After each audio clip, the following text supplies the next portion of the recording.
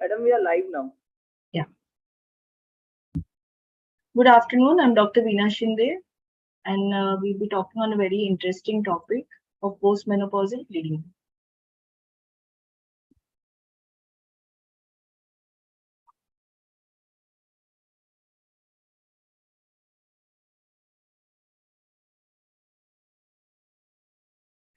Menopausal hormone therapy. There is a U-turn in menopausal hormone therapy.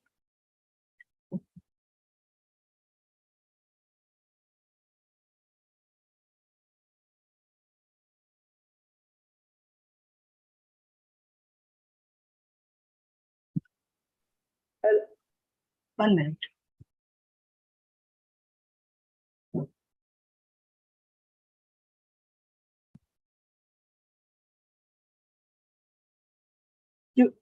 Widespread use of hormone therapy in the 1980s and 1990s came to an abrupt halt in the early 2000s after initial findings of Women's Health Initiative trial when they were published and the study was terminated. Over the next several years, extensive reanalysis and assessment of Women's Health Initiative data cast doubt about the validity of the original conclusions. In 2016, to atone for the turmoil caused by the inappropriately communicated findings of the WHI trials, 2 WHI investigators published a request for forgiveness. Reluctance to treat menopausal symptoms has detailed and fragmented the clinical care of midlife women, creating a large and unnecessary burden of suffering. Clinicians who stay current regarding hormonal and non-hormonal treatments can put menopause management back on track by helping women make informed treatment choices. In addition, we must train and equip the next generation of healthcare providers with the skills to address the current and future needs of this patient population. Over the past few years, several guidelines and position statements have been updated to reflect the current approach to menopause management. There is general agreement among guideline groups that hormone therapy has a favorable risk-benefit ratio in women who initiate treatment between 50 and 59 years of age or within 10 years of menopause onset. In this population, hormone therapy is highly effective for relief of vasomotor, urogenital symptoms and can prevent bone loss and fracture. Symptom relief provides additional benefits such as improved sexual function and overall quality of life. Timing of initiation of hormone therapy affects the relation with coronary risk. Estrogen may provide coronary benefit in early menopause, but harm if started later. Absolute risk of hormone therapy are lower in early than late menopause. Hormone therapy is appropriate for vasomotor symptom relief in early menopause. Hormone therapy is not recommended for chronic disease prevention. A step guide to menopausal hormone therapy. Assess if menopausal hormone therapy is right for the patient. Hormonal therapy options, starting hormone therapy, follow-up, and stopping of treatment. Assess if hormone therapy is right for the patient. The indications are vasomotor symptoms. Hormone therapy has been shown in double-blind RCTs to relieve hot flushes and is approved as first-line therapy for relief of menopause symptoms in appropriate candidates. Prevention of bone loss. Hormone therapy has been shown in double-blind RCTs to prevent bone loss and in Women's Health Initiative to reduce fractures in postmenopausal women. Premature hypoestrogenism. Hormone replacement therapy is approved for women with hypogonadism, premature ovarian insufficiency, or premature surgical menopause without contraindications, with health benefits for menopause symptoms, prevention of bone loss, cognition, mood issues, and in observational studies, heart disease. Genitourinary symptoms. Hormone therapy has been shown in RCTs to effectively restore genitourinary tract anatomy, increase superficial vaginal cells, reduce vaginal pH, and treat symptoms of vulvovaginal atrophy. Menopausal hormone therapy contraindications. Unexplained vaginal bleeding, severe active liver disease, prior estrogen-sensitive breast or endometrial cancer, coronary heart disease, stroke, dementia, personal history on inherited high risk of thromboembolic disease, porphyria cutanea tarda, hypertriglyceridemia, with concern that endometriosis might reactivate, migraine headaches may worsen, or leiomyomas may grow. Main risk factors for hormone therapy use: older age more than 60 years, obesity, that is a BMI of more than 30 kg per meter square, insulin resistance, increased cardiovascular risk because of dyslipidemia, hypertension, diabetes, smoking, personal or family history of venous thromboembolism.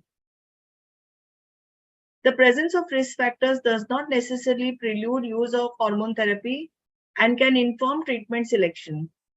Recommendations for use of hormone therapy in symptomatic menopausal women with risk factors. Age more than 60 years. For current users of hormone therapy with an established reduction, disappearance of symptoms, and improved quality of life, hormone therapy can be continued at an appropriate dose, lowest effective dose, for an appropriate time if no new contraindications emerge. For never users of menopausal hormone therapy due to inadequate communication of risk and benefits, for whom hormone therapy is indicated and in the absence of major contraindications, treatment with transdermal estradiol, either 25 microgram patch or gel, 1 puff per day, and vaginal progesterone, either 100 milligram in the evening continuously or 200 milligram in the evening for 14 days a month is preferred. If other risk factors are present, vaginal treatment with estradiol or estriol is preferred. Obesity more than 30 milligram per meter square BMI. As elevated estrone production from adipose tissue increases the risk of proliferative endometrial lesions, protecting the endometrium with progesterone or progestogens, levonorgestrel or dinogest intrauterine system is a priority.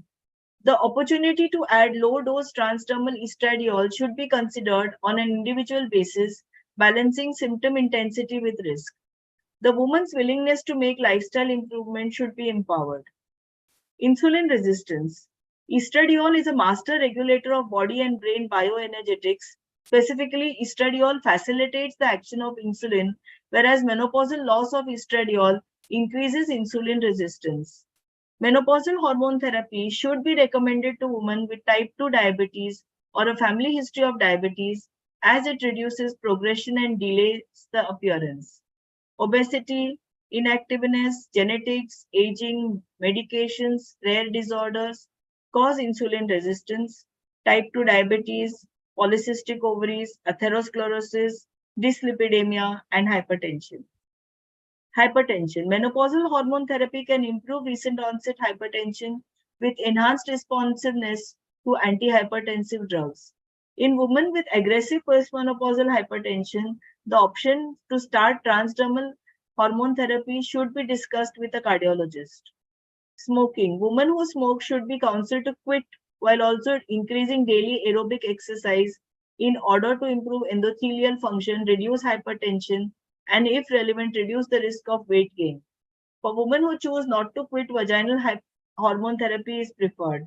In selected cases, systemic hormone therapy may be considered, but only if the woman is fully aware of the higher independent cardiovascular risk due to smoking. Dyslipidemia. Transdermal menopausal hormone therapy is preferred in women with dyslipidemia. In women with severe dyslipidemia, menopausal hormone therapy can be considered for highly symptomatic patients who have inadequate response to alternative treatments in collaboration with internal medicine specialists and administered concomitantly with anti-hyperlipidemic agents. Venous thromboembolism, personal or familial. Vaginal hormone therapy with estradiol or estriol or progesterone is preferred. What is venous thromboembolism? A vein with a thrombus which is embolized. Step 2, hormone therapy options. Basics of menopausal hormone therapy consists of a group of preparations with sex hormones administered in case of low levels of estrogen. Estrogen replacement therapy for women without a uterus. Estrogen progesterone replacement therapy for women with an intact uterus. Menopausal hormone therapy options. MHT is most effective treatment for vasomotor symptoms. Estrogen alone in hysterectomized women. estrogen plus progesterone for endometrial protection, cyclical regime in peri and early postmenopause, continuous in women for more than 1 year postmenopause. Low-dose OC pills in women less than 50 years of age and without significant cardiovascular risk, non-smokers. No venous thromboembolism, tibolone, tissue-selective estrogen complex, estrogen plus SERM. Different routes of menopausal hormone therapy, transdermal patch or gel, oral pill, vaginal creams, intrauterine levonorgestrel device, or rings. Dose and route of administration. Most appropriate dose of hormone therapy depends on woman's phase of life, age, and general health status. The useful approach may be to start hormone therapy at a low dose and then titrate upwards to the lowest effective dose that is consistent with the woman's treatment goals. We have oral route, we have inhalation, nasal administration, injectables, transdermal. Route of administration of hormone therapy depends on women's individual circumstances and including the presence of risk factors. First priority in selecting a regime is safety, followed by preference. In women more than 60 years of age, transdermal hormone therapy or an ultra-low dose oral product may be more appropriate than conventional dose systemic hormone therapy. In obese women, the transdermal route is preferred. Oral estradiol has a greater positive impact than transdermal hormone therapy on insulin resistance and is the option of choice in non-obese patients with impaired glucose tolerance. Although evidence is insufficient to recommend any one route of hormone therapy over another in patients with increased cardiovascular risk. Some evidence to support the use of transdermal hormone therapy in women with increased cerebrovascular risk. Different progestins, estradiol and dihydrogesterone, low-dose cyclical 1 mg estradiol and 10 mg dihydrogesterone, medium-dose cyclical 2 mg estradiol and 10 mg dihydrogesterone, low-dose continuous 1 mg estradiol and 0.5 mg dihydrogesterone. Lower incidence of progesterogenic side effects and risks, including mood symptoms, are seen. Lower risk of thromboembolism is seen. Greater breast neutrality. Do not tell patients these are breast safe. Tissue selection. Selective estrogen receptor modulators plus estrogen. Differing agonist or antagonist effect of the estrogen receptor in different tissues, that is selective. The outcome is distinct from administered either component alone. The availables are CC 0.45 and bezidoxifine 20 mg. It improves hot flushes, sleep, improves bone mineral density, neutral effect on the endometrial, includes vasomotor symptoms, less bleeding than CCE and MPA, less mastalgia. It is for use in postmenopausal women with a uterus. United States Food and Drug Administration has approved estradiol and progesterone capsules 1 mg by 100 mg, the first and only FDA-approved bioidentical hormone therapy combination of estradiol and progesterone in a single oral capsule for the treatment of moderate to severe vasomotor symptoms, commonly known as hot flushes, due to menopause in women with a uterus. Step 3. Starting menopausal hormone therapy treatment. International guidelines recommended that hormone therapy be started as soon as menopausal signs or symptoms appear, which in most women is between 45 and 55 years of age. Women with primary ovarian insufficiency require earlier and continued use of hormone therapy, at least until the normal age of menopause, to protect against associated postmenopausal chronic diseases. Cyclical and sequential hormone therapy. Cyclical or sequential hormone therapy involves daily administration of estrogen with addition of progesterone for 10 to 14 days a month or last 10 to 14 days every 13 weeks. Bleeds every 3 months. It causes regular progesterone withdrawal bleeds, which may be of value of patients new to hormone therapy who have been experiencing irregular bleedings due to perimenopausal stage. Any irregular bleeding or spotting that occurs in addition to regular progesterone withdrawal bleeds can be managed by increasing the estrogen dose, as this stabilizes the endometrium. Continuous hormone therapy. Continuous administration of both estrogen and progesterone but at lower progesterone dose may minimize associated breast cancer risk. This regime eliminates withdrawal bleeding and promotes amenorrhea. It should be used only in women who are at least 2 years past their last menstrual period, as it can cause irregular bleeding in perimenopausal women due to unpredictable residual production of estradiol by remaining primordial ovarian follicles. The impact on the endometrium, a systematic review. An international experts panel recommendations on menopausal hormone therapy containing micronized progesterone are as follows. Oral micronized progesterone provides endometrial protection if applied sequentially for 12 to 14 days a month at 200 mg per day for up to 5 years. Vaginal micronized progesterone may provide endometrial protection if applied sequentially for at least 10 days per month at 45 mg per day or every other day at 100 mg per day for up to 3 to 5 years. Transdermal micronized progesterone does not provide endometrial protection. Evaluating risk factors for menopausal hormone therapy in candidate patients, the age of the patient, the menstruation status, the menopausal symptoms, past and current medical history, family history, lifestyle factors, smoking, alcohol use, exercise, concurrent medications. Examination, investigations to perform body weight, waist circumference, blood pressure, blood tests if indicated by responses to questioning, imaging, ultrasound, bone density if indicated by responses to questioning, mammography if not performed within previous year, bone densitometry, dual energy X-ray absorptiometry if patient is at risk of osteoporosis. Starting MHT treatment, address her concern, local urogenital symptoms, vaginal lubricants, moisturizers, vaginal estrogen therapy does not require progesterone, possibly MHT. Moderate to severe menopausal symptoms, hormonal treatments. If there is no uterus, estrogen. If there is a uterus, estrogen plus progesterone or tibolone. Non-hormonal options. Sexual dysfunction, consider tibolone or testosterone therapy. Concerns, no distressing symptoms, advice on lifestyle management, evidence-based information. A practical approach, uterus intact, combined estrogen plus progesterone transdermal patch. Transdermal estrogen patch or gel plus oral progesterone or LNG IUD, oral estrogen plus oral progesterone or LNG IUD, tibolone or SERM. Post-hysterectomy, transdermal estrogen patch, oral estrogen or tibolone. Cyclical therapy, regular period, start MHT on day 1 of the period, will get monthly withdrawal bleed at each time each month if using OCP as MHT and symptoms in pill-free week, add estrogen patch in this time. Irregular periods for less than 12 from LMP, start MHT, possibly irregular bleeding for a few months, can use OC pills up to 50 years, estradiol often, better than combined estrogen pills. Continuous dosing, no periods for 12 months. Changing cyclical to continuous therapy.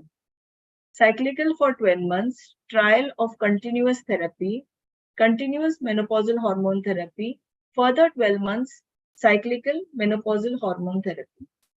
Step 4, follow-up. Schedule a follow-up appointment after initiation of hormone therapy regime in 1 month to assess treatment effects. Adverse effects of menopausal hormone therapy including bloating, breast tenderness, increased blood pressure, headaches, fluid retention, and urinary incontinence. Follow-up of patients prescribed MHT, persistent vasomotor symptoms, increase MHT dose or trial another formulation. Follow-up of patients prescribed MHT, breast tenderness, reduce the dose of estrogen or switch to another progesterone. If tenderness remains or follow-up, consider discontinuing MHT, switching patients to tibolone or prescribing conjugated equine estrogens. Follow-up of patients prescribed MHT, unscheduled bleeding within the first 3 months, consider continuing treatment unless there is a high suspicion of endometrial cancer, as bleeding may settle with time. Other options include switching to cyclical progestogen for patients taking continuous progestogen, increasing the dose of progestogen, switching from oral progestogen to levonorgestrel IUD. Follow-up of patients, unscheduled bleeding after first 3 to 6 months of MHT, Organize further investigations for endometrial cancer.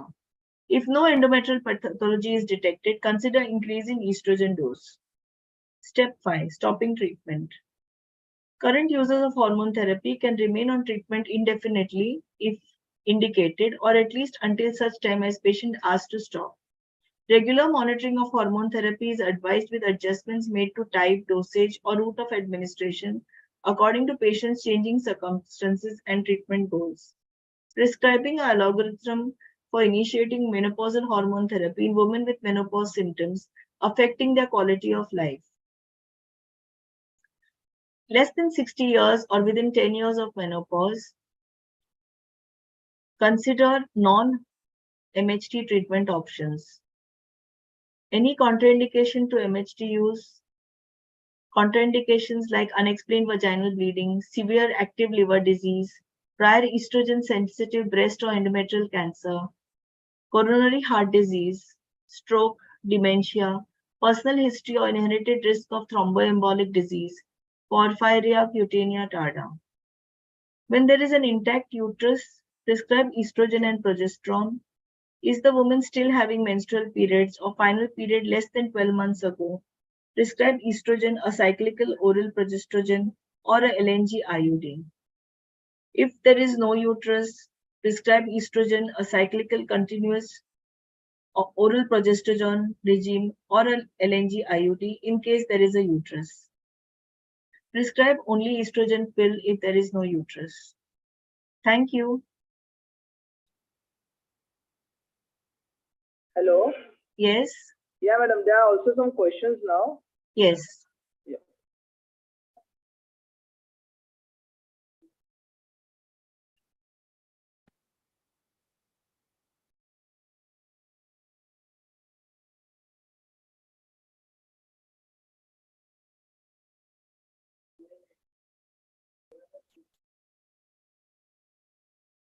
Madam, What are the treatment options for postmenopausal bleeding?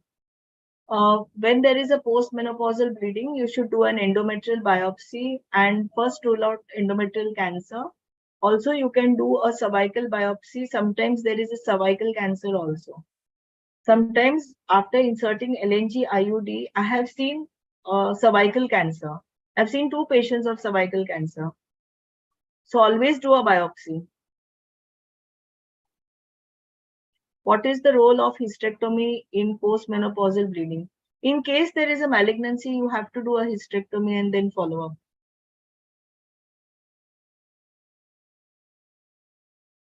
If there is no malignancy, you can give hormone therapy. What is the role of endometrial biopsy in the workup? It is the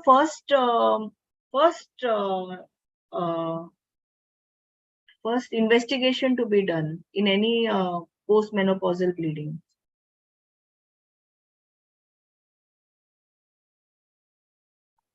What are the initial tests performed in the evaluation of?